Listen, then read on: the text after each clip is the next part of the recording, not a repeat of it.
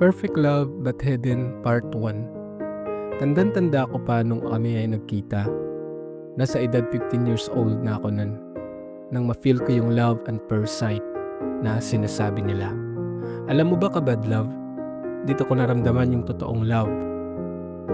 Yung bang ayaw mo mawala sa paningin niya. Na para bang wala ka nang nakikitang ibang tao, kundi siya lang.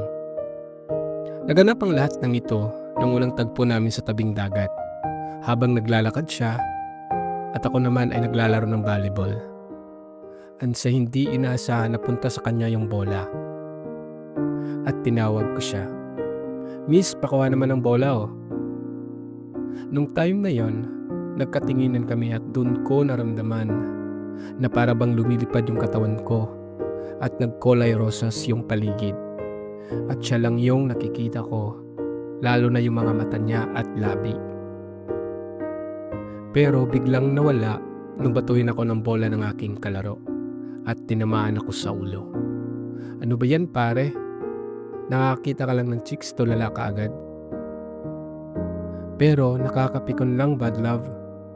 Dahil tinigil na yung first time na nangyari sa akin na hindi ko inaasahan. Bagamat natuwa pa rin ako dahil naramdaman ko yun. Pero sa isip ko, gusto ko siyang tanungin kung ano yung pangalan niya at taga saan siya. Tumigil muna ako sa paglalaro at kinausap ko yung kaibigan ko. Sabi ko, Tol, kilala mo ba yun? Hindi ko siya kilala. Balita ko taga dito lang daw sa atin. Lia daw yung pangalan niya. Pero ngayon ko lang siya nakita. Ay, ganun ba tol? Bala ko sanang sabihin sa kaibigan ko kung ano yung mga nangyayari. Pero nahihiya akong sabihin. Baka pagtawanan lang ako. Alam niyo na, basta mga tropa, talagang andun yung mga mangyayaring hindi mo inaasahan. Alam mo ba bad love, nag-iisip pa rin ako kung ano yung mga nangyayari sa akin. Na para bang pumipitik yung puso ko sa kaba at madaming tanong sa isip ko kung anong mga yung nangyayari sa akin. Ganito ba talaga may love sa isang tao ngayon mo lang nakita? Kinabukasan, araw ng Lunes, balik na ulit sa klase. At ganun pa din ka-bad love, iniisip ko pa din siya at gusto ko siyang makita.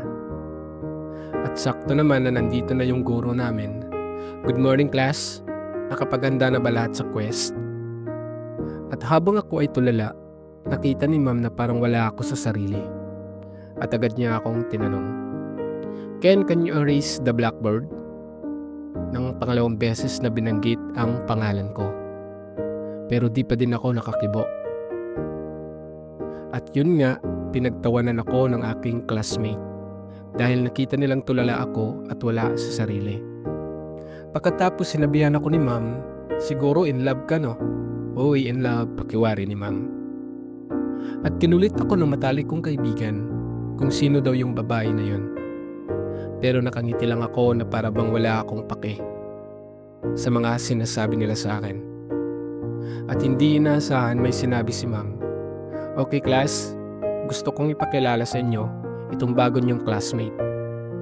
Alam mo ba bad love, nung sinabi ni ma'am na may bagong transfer, bigla ako naging active. At lumingon ako kung sino yung bagong transfer. Dahil ramdam ko na makikita kami ngayong araw na to.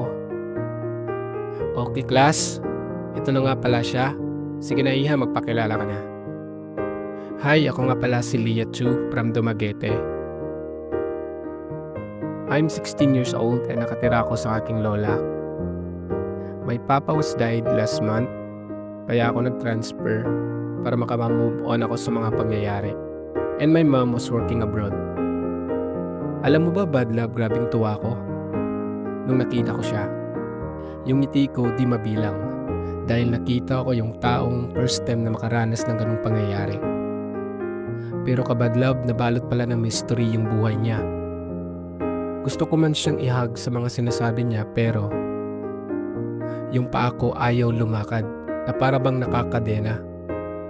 Sabi ng puso ko, lapitan ko daw at yakapin pero di ko magawa. Nakita ko sa mga mata niya na lungkot ng buhay na habang magpapakilala siya sa amin ay ramdam ko din yung pangungulian niya sa kanyang ama. At pagkatapos nun, Sinabihan ako ni ma'am, "Okay Lia, tumabi ka doon kay Ken." Grabe ang kaba ko nung sinabi ni ma'am na magkatabi kami. Kung pwede nga lang bad love, ay tumakbo na lang muna ako sa labas at isigaw itong nararamdaman ko. Kung pwede nga lang.